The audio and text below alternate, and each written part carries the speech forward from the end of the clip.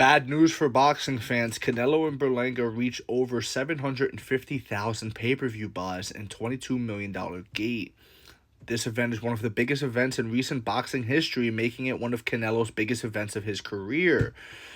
Now, the reason why this is bad news for boxing fans is because this means Canelo can fight a broomstick, which is Berlanga in this case, a guy who nobody wanted to see Canelo fight, a guy who nobody expected to win against Canelo, a guy who had no business being in the ring with Canelo. It was basically just the Canelo show, and here's whoever the fuck. You know what I mean? Here's Berlanga. Berlanga could have been insert any name there, and it would have done these numbers.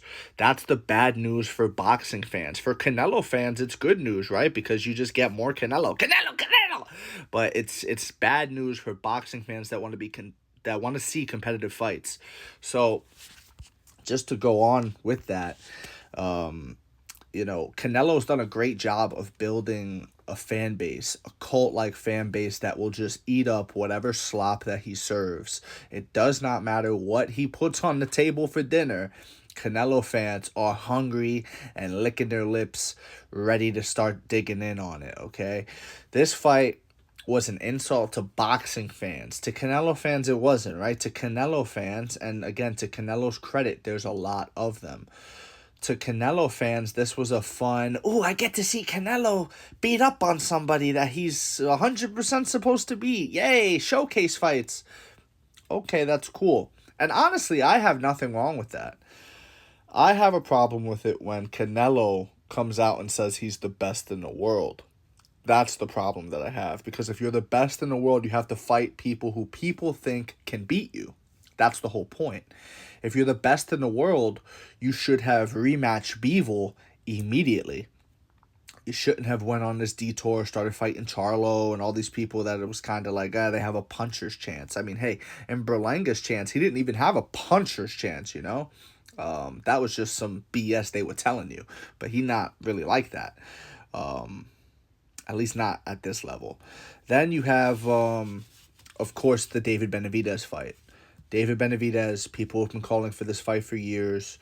It's just who we want to see. I'm not even saying Canelo would lose, right? You know what I mean? Like, I'm not even saying Canelo would 100% lose to David Benavidez or anything like that. It's just the fight that boxing fans, not Canelo fans, the fight that boxing fans want to see.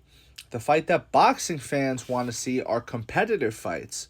Fights where when you turn on the TV and you sit down and you're finally ready to enjoy a fight, you don't know the outcome. It's no different than going to a movie experience and somebody already told you that the main character dies at the end.